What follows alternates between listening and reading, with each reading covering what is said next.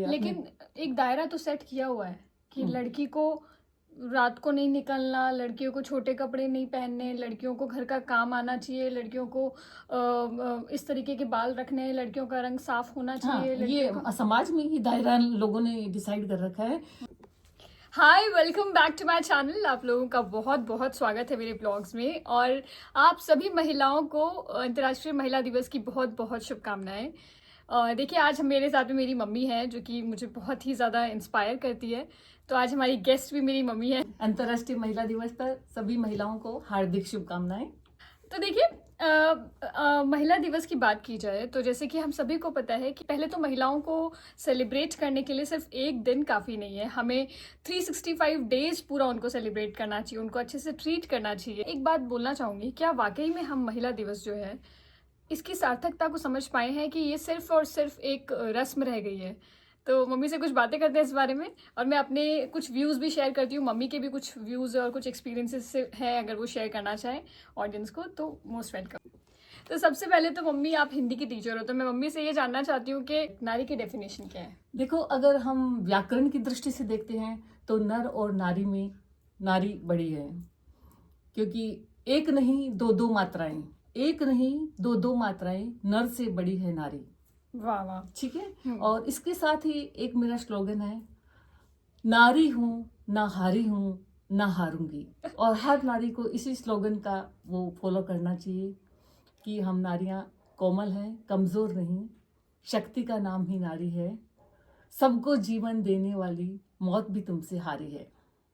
ये तो बात आपने बिल्कुल सही बोली। जब आप एक नारी को शिक्षित करते हैं तो सिर्फ ना आप एक इंसान को शिक्षित करें, बल्कि पूरे समुदाय को, उस पूरे घर को आप परिवार को आप शिक्षित कर रहे हैं। क्योंकि वो जैसे जैसे अपने आने वाली जनरेशन को अपना ज्ञान जो है वो बांटती है, तो उस हिसाब से मुझे लगता है कि एक नारी की शिक्षा बहुत ज्यादा जरूरी है ना। जबकि एक पुरुष अगर शिक्षित होता है तो वो एक पुरुष ही शिक्षित होता है परिवार में, लेकिन अगर एक नारी शिक्षित होती है तो उसका पूरा परिवार शिक्षित होता है उससे। और मुझे ऐसा लगता है कि लड़कियों की जिंदगी ना ये इतनी आसान नहीं होती है, और समाज के द्वारा एक दायरा बनाया हुआ है लड़कियों का कि उनको कैसा दिखना है, उनको कैसा क्या बनना है, उनको क्या पहनना है, उनको कितना कमाना है और कहाँ कमाना है और किस फील्ड में कमाना है। ये सब कुछ एक दायरा सेट किया हुआ है और लड़की को उसमें सेट होना पड़ता है समाज में। बचपन से ही नारी के जीवन में परेशानियां शुरू हो जाती है, जैसे भ्रूण हत्या। जैसे आजकल तो बहुत कम हो गई है, वैसे कहते हैं कि सजा का प्रावधान है कि किसी को पता चल जाए कि भ्रूण टेस्ट करवाया है तो आप वहाँ शिकायत करें। तो आजकल वैसे कम हो गया है, लेकिन फिर भी होता है, चोरी चुपकी कहीं न कहीं होता है।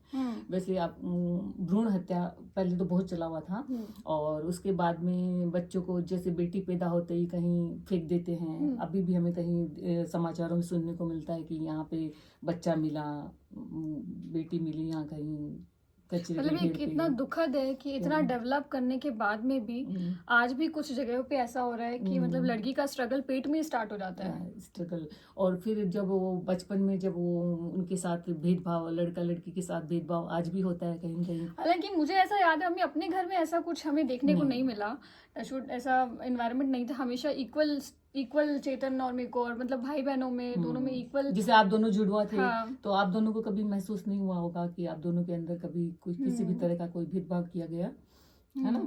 और रात के समय लड़की बाहर नहीं जानी चाहिए, लड़की को कमजोर समझ रखा ना, तो लड़की बाहर नहीं जाना चाहिए, लड़की ये नहीं होना चाहिए, उसका ऑफिस के टाइमिंग से इतना ही होने चाहिए, उसके बाद लड़की बाहर नहीं जाना चाहिए, उसके कपड़े ऐसे होने चाहिए।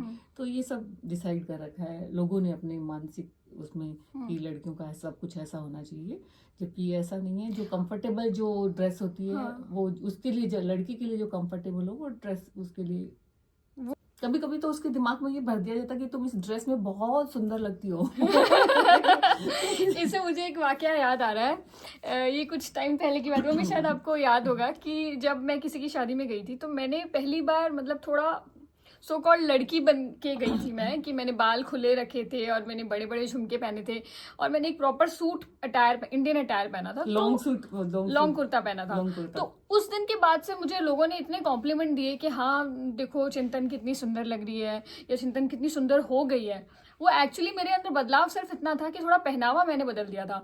तो कहने का मतलब मुझे तब से समझ में आ गया था कि हाँ, सुंदरता की डेफिनेशन ये है, एक लड़की का सुंदर होना यानी उसके बाल लंबे होंगे और उसने झुमके पहने होंगे बड़े बड़े और उसने एक लंबा कुर्ता सूट पहना होगा, तो शायद वो बहुत सुंदर लगती है। तो मेरे को लगता है एक सुंदर लड़की मुझे बनना है और मुझे यही अटायर अब से पहनना है। और उसके बाद चिंता में सूट और उसके बाद से मैंने अपने शायद बाल भी लंबे कर लिए थे और मैंने ऐसे झुमके उमके पहनने शुरू कर दिए थे। फिर मतलब मुझे लग रहा है कि वो मेरी खुद का थॉट प्रोसेस नहीं था, वो एक अंदर मुझे बोला गया था लोगों ने कि आप सुंदर बनना चाहती हो, एक सुंदर लड़की बनना चाहती हो, तो आपको इस तरीके का चीजें करनी पड़ेगी। सुंदरता का एक पैमाना मतलब उन्होंने समाज में वो डिसाइड कर दिया कि लड़की का सुंदरता का पैमाना ये है, ऐसा नहीं है।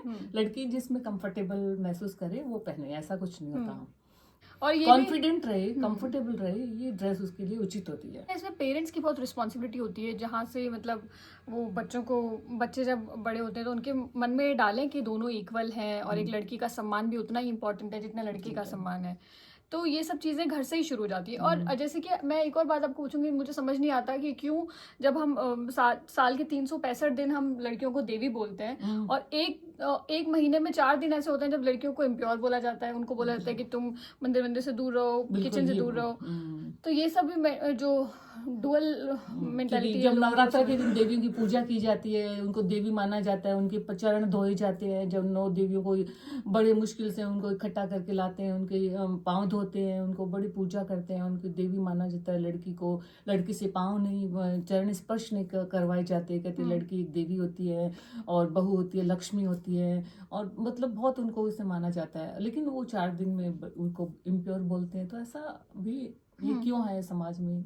और यहाँ तक कि करियर में भी लोग ऐसा है कि अगर लड़की की पढ़ाई पे खर्च कर रहे हैं तो उसको बोला जाएगा कि इतना पैसा आप पढ़ाई पे लगा रहे हो, इससे अच्छा तो इसकी शादी कर देते हैं। हाँ, जैसे आपके साथ सबसे पहले तो आपके साथ जब वो आपका पुलिस इंस्पेक्टर में सिलेक्शन हुआ था, जब मेरा पुलिस इंस्पेक्टर में सिलेक्शन हुआ था, मुझे याद है जब मैं जाने ही वाली थी, मेरी श्रीनगर में ट्रेनिंग आई थी, यहाँ पे पुलिस की बहुत ही स्ट्रिक्ट ट्रेनिंग होती है, तो मम्मी को बकायदा फोन आने लगे आप लोगों को ना कि आप अपनी बेटी को पुलिस इंस्पेक्टर क्यों हमने सुना है कि आप बेटी को पुलिस इंस्पेक्टर की ट्रेनिंग में श्रीनगर भेज रहे हो। तो मैंने कहा हाँ, वो जाने ये तो फील्ड लड़कियों का नहीं होता है। तो बोला पुलिस इंस्पेक्टर की जॉब पता है कैसी होती है? वो मतलब 24 घंटे की जॉब है। वो रात को 2 बजे भी फोन आ जाएगा उसके पास कि ना ड्यूटी पे आओ, फील्ड जॉब है। उसमें लड़कियों के लिए जॉब नहीं है। ये आपने कैसे बच्ची को ज्वाइन कराने की सोच रही? मतलब मुझे लगता है इक्वल स्टेटस नहीं मिला है अभी भी लड़कियों को।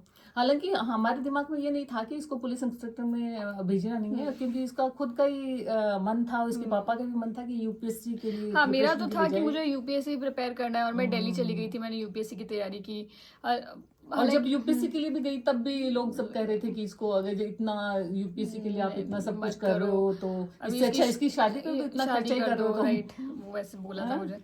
तो वही है कि अगर लड़की चाहे तो वो घर भी चला सकती है और गाड़ी भी चला सकती है। बिल्कुल, लड़की घर भी चला सकती है और गाड़ी भी चला सकती है। और आपको याद है मैंने कॉलेज में एक डांस किया था। हाँ, वो डांस तो मुझे आज भी याद है। इसने एक डांस किया था, उस डांस के लिए मतलब वंस मोर काफी मुझे बोला गया था। उस डांस के लिए सबने बोला कि आपने जो गाना चूज किया ये ट्रेंडिंग नहीं है और ये कोई इतना हाई हो या फिर इतना रैप्चिक सॉन्ग नहीं है कि लोग देख के अट्रैक्ट होंगे, यूथ है पूरा, तो आप ये गाना क्यों चूज कर रहे हो? मैंने कहा मुझे प्राइज नहीं चाहिए, मुझे कुछ नहीं चाहिए, मुझे एक सोशल मैसेज स्प्रेड करना है और उसके लिए मुझे गाना बहुत ऐप्ट लग रहा है, तो मैं इसी गाने पे कोरियोग्राफ करूंगी और मैं इसी गाने पे डांस करूंगी। मतलब वो गाना इतना अच्छा था, इसने इतना अच्छा उसको मतलब एक्ट किया और इतना जोश के साथ एक्ट किया। मैं आज भी उसको याद करती हूँ तो मेरे रूह खड़े हो जाते हैं। मतलब ये मैं जब उसको डांस को देखती हूँ, अभी भी है, आप नेट पे कभी देखना उसको, मुझे क्या बेचेगा रुपया, हाँ, मतलब नाम से वो गाना है। ये तो मतलब उसे जब वो माला गले की तोड़ के जब फेंकती है तो मेरे मतलब तो राइट। और जब ये वो बोलती है पतवार बनूंगी तो मेरी आंखों में आंसू आ जाता है। जो वो क्या बोला था आपने? पतवार बनूंगी, लहरों से लड़ूंगी, मुझे क्या बेचेगा रुपया। पैसों से बढ़कर जो कुछ नहीं समझते लड़की को। सोनम का गाया हुआ शायद है ना? हाँ, सोनम महापात्रा। हाँ, तो उसका गाया हुआ बहुत अच्छा गाना है। आप इसका डांस देखिएगा, बहुत अच्छा है गाना। हाँ, वो YouTube पे भी है तो आप लोग देख सकते हैं। खैर वो एक अलग चीज है।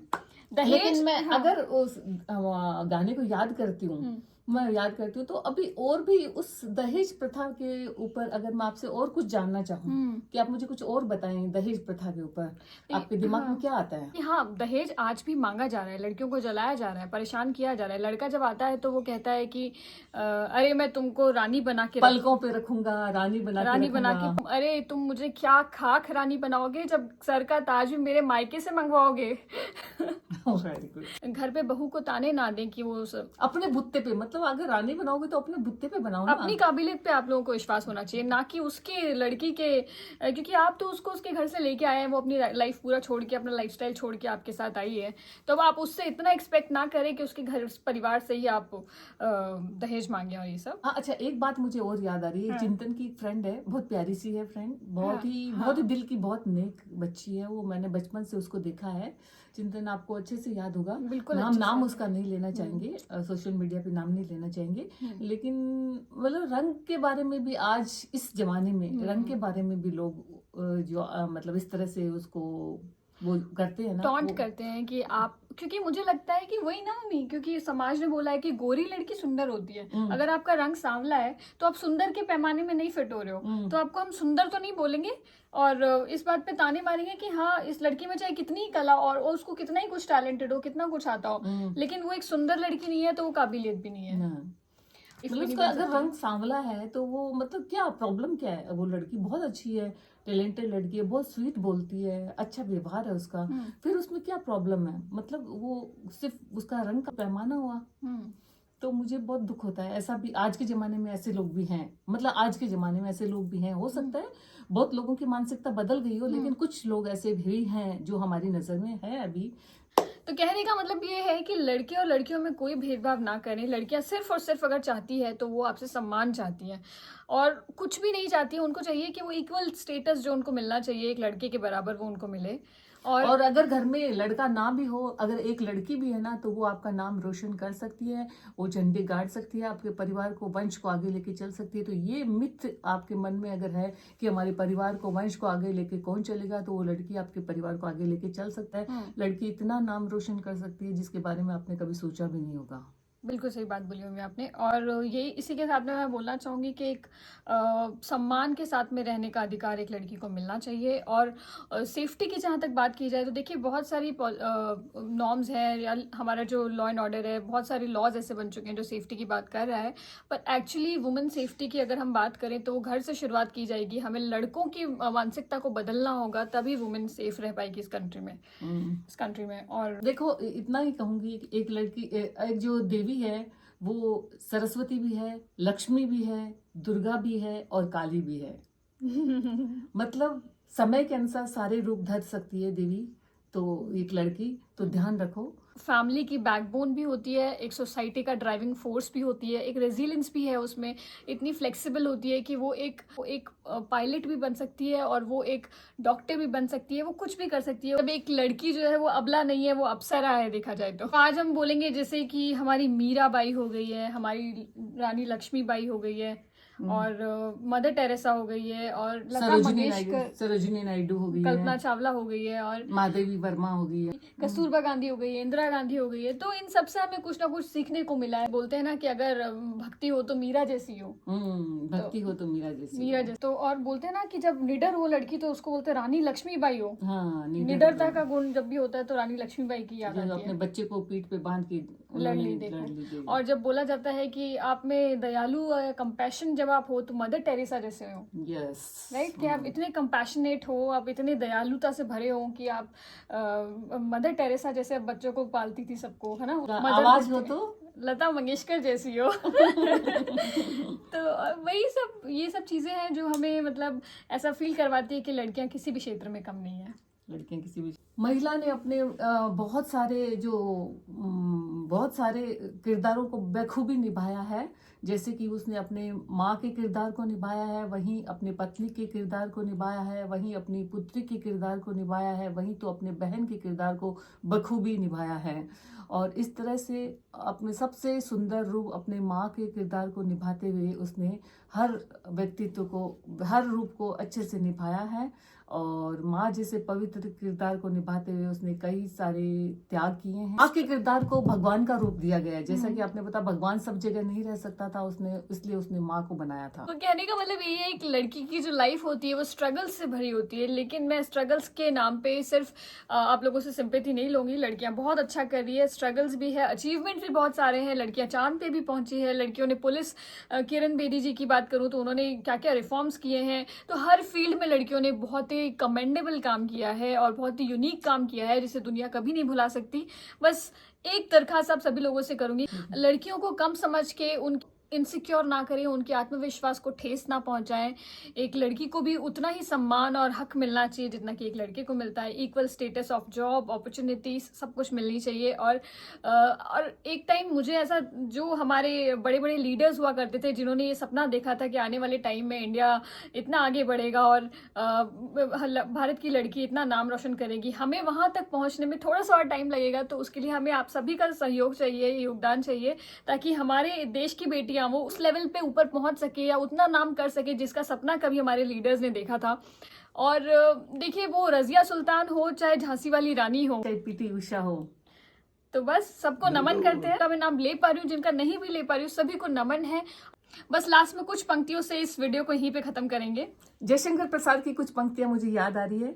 नारी तुम केवल श्रद्धा हो, विश्वास रजत नग पग तल में, पीयूष स्रोत बहा करो जीवन के सुंदर समतल में। महिला दिवस की हार्दिक शुभकामनाएं। शुभकामनाएं। नमस्ते।